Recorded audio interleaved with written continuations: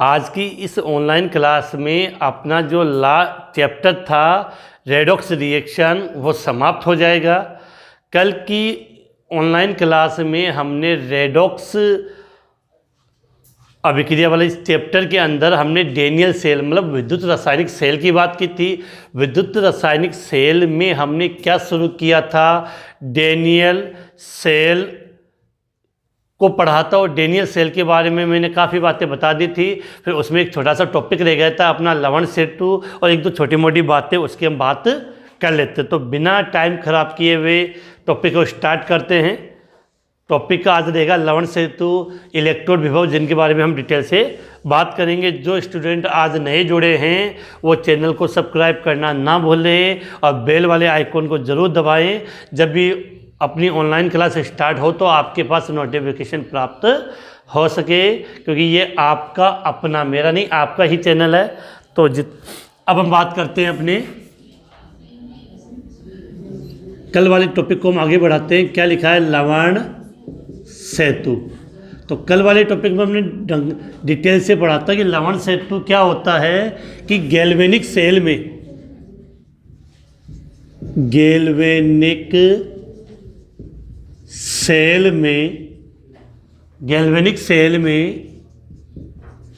दोनों अर्ध सेल मतलब पात्र थे अर्ध सेल को, गैल्वेनिक सेल में दोनों अर्ध सेल को जोड़ने के लिए, गैल्वेनिक सेल में दोनों अर्ध सेल को जोड़ने के लिए एक उल्टी यू। अब उल्टी यू का मतलब होता है वो इस प्रकार की नली होती है, एक उल्टी यू, ऐसे कर लो, उल्टी यू आकार की नली। क्या लिखा है, गैल्वेनिक सेल में दोनों अर्ध सेल को जोड़ने के लिए एक उल्टी यू आकार की नली लगी होती है, जिसे लवण सेतु कहते हैं। याद होगा आपको, नहीं हो तो, कि कल हमने दो पात्र बनाए थे और उनको एक उल्टे यू आकार की नली से जोड़ा था। उसको हमने क्या नाम दे दिया था, लवण सेतु नाम दिया था। आगे बात करें कि इस नली में निष्क्रिय विद्युत अपघट्य, इस नली में निष्क्रिय विद्युत अपघट्य जैसे KCl, KNO3, K2SO4 आदि भरे होते हैं। कभी कभार ये क्वेश्चन पूछ लिया जाता है कि लवण सेतु के उपयोग, कि लवण सेतु का कार्य क्या होता है, या लवण सेतु के उपयोग की बात कर लेते हैं, या लवण सेतु का के उपयोग बोल दो, या लवण सेतु का कार्य, दोनों में से जो भी आप लिखना चाहो लिख सकते हो। तो दोनों कार्य में हमने बात कर चुके थे कि पहला कार्य तो यही था कि ये परिपथ को पूर्ण करती है। तो पहला पॉइंट तो हम यहाँ ये लगा के लिख सकते हैं कि लवण सेतु दोनों अर्ध सेल के विलयनों को जोड़कर परिपथ को पूरा करती है। तो यानी दो, लवण सेतु दोनों अर्ध सेल के विलयनों को जोड़कर, दोनों अर्ध सेल के विलयनों को जोड़कर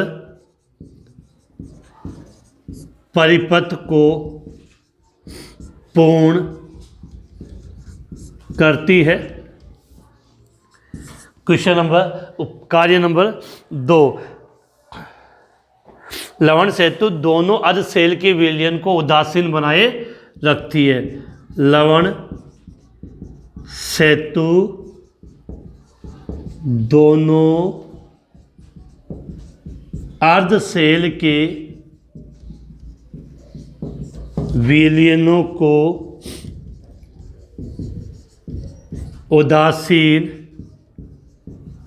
बनाए रखती है। तो ये बातें हमने किसके लिए की है बेटा? लवण सेतु के लिए हमने बातें स्टार्ट की है। तो इसका आप स्क्रीनशॉट ले लें, फिर हम इसको आगे समझने की कोशिश करते हैं।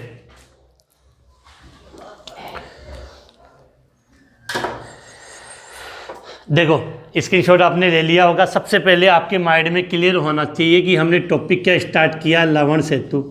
तो लवण सेतु के लिए ध्यान रखना कि लवण सेतु क्या होता है। एक उल्टे यू आकार की नली होती है, एक उल्टे यू आकार की नली होती है जो दोनों अर्ध शेल को जोड़ने का कार्य करती है।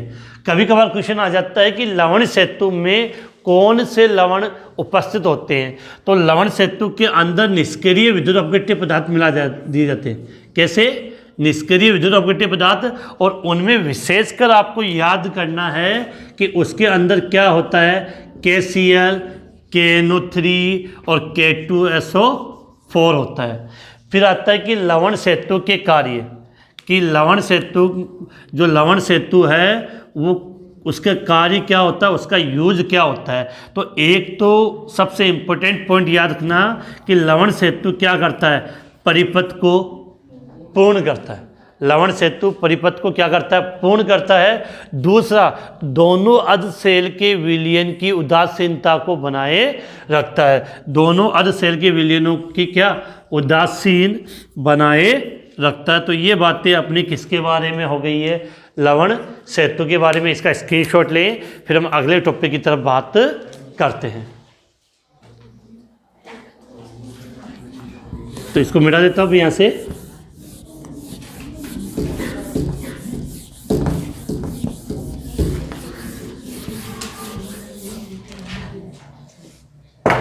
देखो अब हम बात करते हैं, अब इसी चैप्टर से, इसी टॉपिक से रिलेटेड एक नया टॉपिक लेते हैं। नाम है उसका इलेक्ट्रोड विभव। क्या लिखा है, इलेक्ट्रोड विभव। और इस इलेक्ट्रोड विभव को हम रिप्रेजेंट करते हैं बेटा ई से। किससे? ई से। तो क्या लिखा है, इलेक्ट्रोड विभव। इलेक्ट्रोड विभव को रिप्रेजेंट किससे करते हैं, ई से। अब देखो अभी आपको याद हो तो हमने कल की क्लास में डेनियल सेल पढ़ा था। तो डेनियल सेल में आपने क्या किया था कि एक पात्र लिया था, उस पात्र के अंदर कोई विलयन भरा था और उसके अंदर आपने क्या रख दिया था, इलेक्ट्रोड। क्या रख दिया था उसके अंदर, इलेक्ट्रोड उपस्थित था आपका। तो यहाँ से एक बात समझनी है कि जब किसी धातु की छड़ को उसके विलयन में डुबोया जाता है तो धातु और विलयन में आयन होंगे।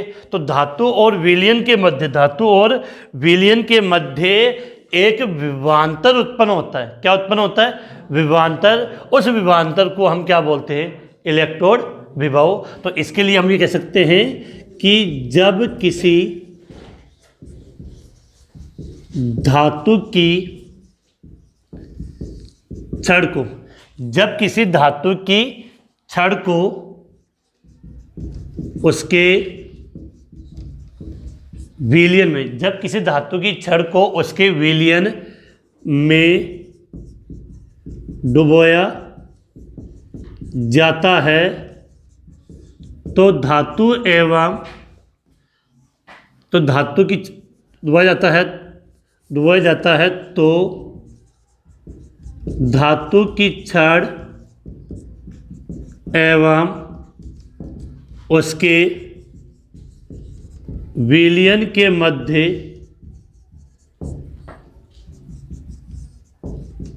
विभवांतर उत्पन्न होता है। उसे इलेक्ट्रोड विभव कहते हैं। उसे क्या कहते हैं, इलेक्ट्रोड विभव कहते हैं। इसे ई से प्रदर्शित करते हैं। इसका मात्रक वोल्ट होता है।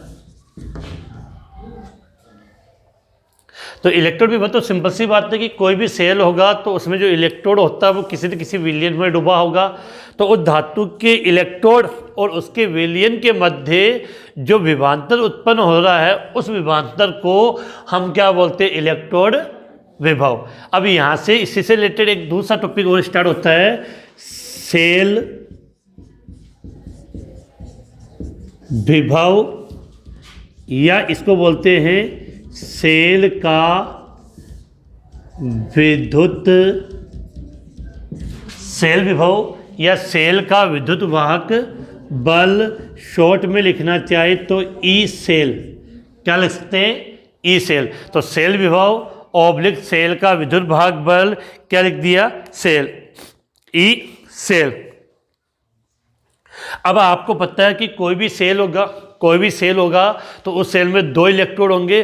तो दोनों सेल के इलेक्ट्रोड विभव का अंतर, कि जैसे एक एनोड होता है और एक कैथोड होता है, तो दोनों इलेक्ट्रोड होंगे, उनका इलेक्ट्रोड विभव बनेगा और उन दोनों का अंतर आपका सेल विभव या सेल का विद्युत वाहक बल कहलाता है। तो इसके लिए अगर हम इसको लिखना चाहें शॉर्टली तो इस प्रकार से भी लिख सकते हैं कि सेल के दोनों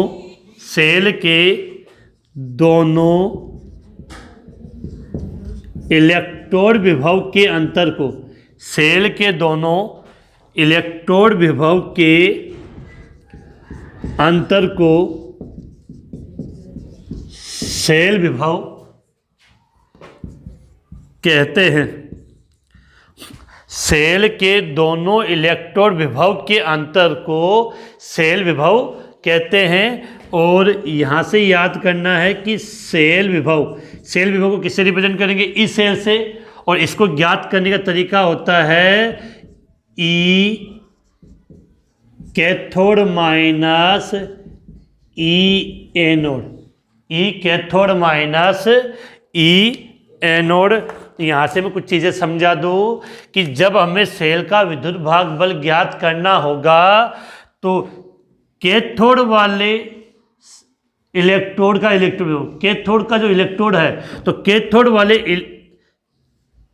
वाले इलेक्ट्रोड विभव में से एनोड वाला इलेक्ट्रोड विभव आप घटा दोगे तो सेल का विद्युत वाहक बल आपको प्राप्त हो जाएगा। अर्थात कैथोड के इलेक्ट्रोड विभव में से आपको क्या घटाना है? एनोड वाला इलेक्ट्रोड विभव घटाना। तो तरीका क्या होगा? ई सेल बराबर ई कैथोड माइनस ई एनोड। अब यहाँ से फिर से रिपीट कर दूँ। सबसे पहले हमने हेडिंग लिखी थी इलेक्ट्रोड विभव। क्या लिखा था? इलेक्ट्रोड विभव। तो इलेक्ट्रोड विभव का मतलब क्या होता है? कोई भी इलेक्ट्रोड होगा वो किसी विलयन में डूबा होगा। तो इलेक्ट्रोड कोई ना कोई धातु की छड़ होती है, धातु होता है। तो यहाँ लिख दिया कि मैंने धातु की छड़ और उसके विलयन में आयन होंगे। विलयन में क्या होंगे? आयन होंगे। तो धातु की छड़ और विलयन अर्थात आयन के मध्य जो विभवांतर उत्पन्न हो रहा है उस विभवांतर को आपने क्या नाम दे दिया? इलेक्ट्रोड विभव। यहाँ से याद करेंगे कि इलेक्ट्रोड विभव को हम किससे रिप्रेजेंट करते हैं? ई से। और इलेक्ट्रोड विभव का जो मात्रक होता है वो क्या होता है? वोल्ट होता है। इसके बाद हमने एक नेक्स्ट टॉपिक स्टार्ट किया कि सेल विभव, या जिसको हम बोलते हैं सेल का विद्युत वाहक बल। इसको ज्ञात करने का तरीका सीधा से याद ये लिखना था कि ई सेल बराबर ई कैथोड माइनस ई एनोड। अब यहाँ से दो चीज़ें मैं आपको और समझा दूँ कि इलेक्ट्रोड विभव भी दो प्रकार के होते हैं। एक तो होता है ऑक्सीकरण विभव और एक होता है अपचयन विभव। तो बेटा जिस इलेक्ट्रोड का ऑक्सीकरण होगा उसका विभव ऑक्सीकरण विभव कहलाएगा और जिस इलेक्ट्रोड का अपचयन होगा उसका विभव अपचयन विभव कहलाता है। तो इसको भी अगर हम थोड़ा सा समझना चाहें तो शॉर्ट में मैं समझा दूं, ज़्यादा हम लिखेंगे तो नहीं इसके बारे में, कि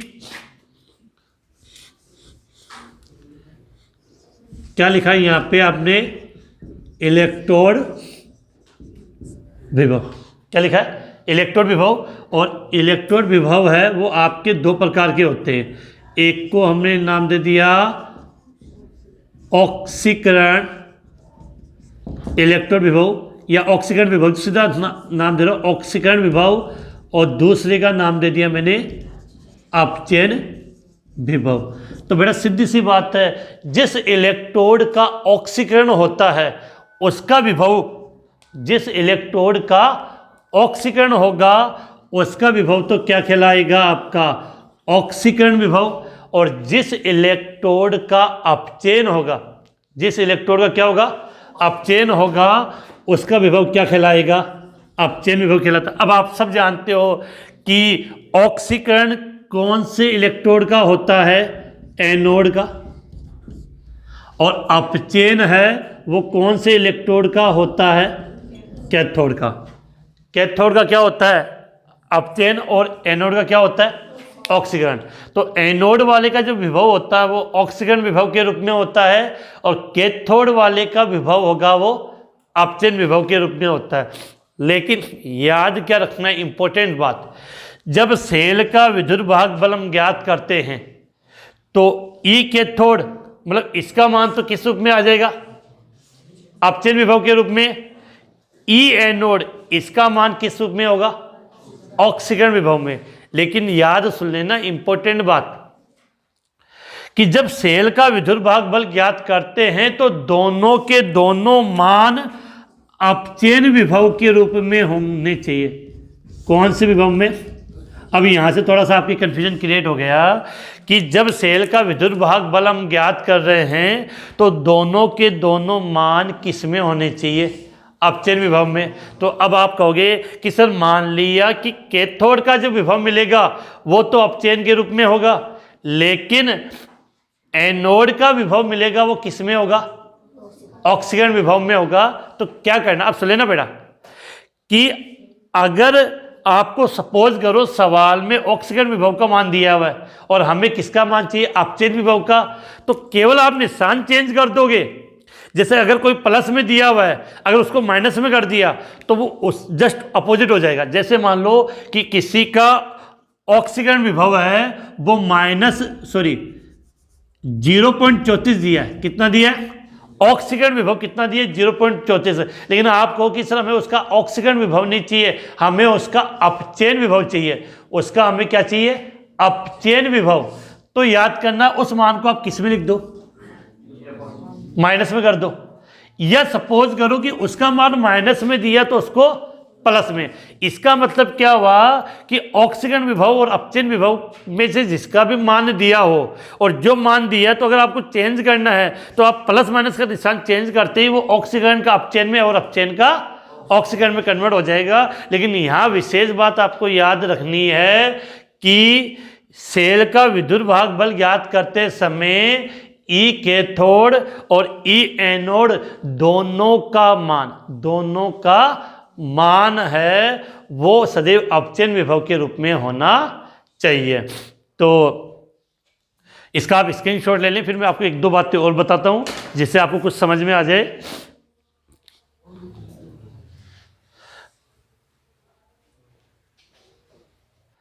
एक बात और बता दूं बेटा आपको कि जैसे अगर सेल का विद्युत बल ज्ञात करना है तो नॉर्मली ई कैथोड का मान तो सदैव आपको अपचयन विभव के रूप में मिलेगा, लेकिन एनोड का मान यदि अपचयन विभव में दिया तब तो कोई बात नहीं है।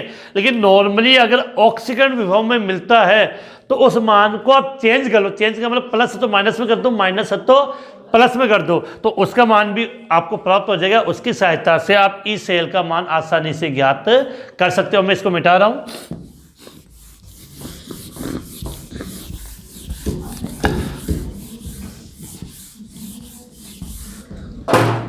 अब इसके बाद अगर हम आगे बात करें तो यहाँ आपको एक बात तो ध्यान देनी है।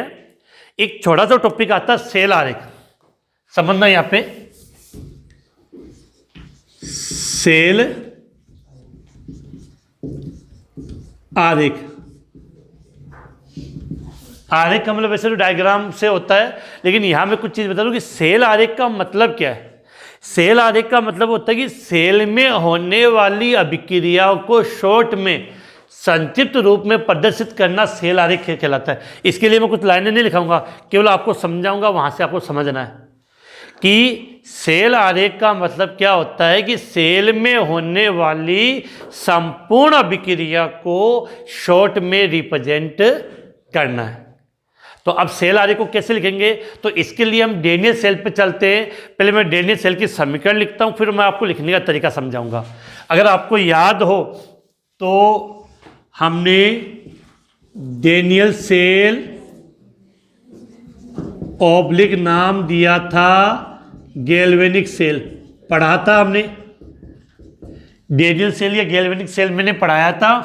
और वहाँ अगर आपको याद हो तो जल्दी से कमेंट्स में ये बता दो कि कोई भी सेल होगा तो उसमें दो प्रकार के इलेक्ट्रोड होंगे। एक इलेक्ट्रोड एनोड के रूप में होता है और दूसरा इलेक्ट्रोड किस रूप में होता है, कैथोड के रूप में। तो दो इलेक्ट्रोड होंगे। तो बताओ जल्दी से, डेनियल सेल में एनोड किसका बना था और कैथोड का, जल्दी से कमेंट्स में आप बता दीजिए। हम बात करें कि डेनियल सेल की बात करें तो एनोड और कैथोड, तो आपको याद है वहाँ पर एनोड किसका था आपका, जिंक धातु का, और कैथोड किसका था, कॉपर का। और ये बातें भी आपने सीख ली कि एनोड का सदैव ऑक्सीकरण होगा तो कैथोड का सदैव अपचयन होगा। और ये मैंने आपको चैप्टर के शुरुआत में बताई थी कि जो अपचयन शब्द है वो बना है अग्र से, और ग का मतलब होता है ग्रहण करना।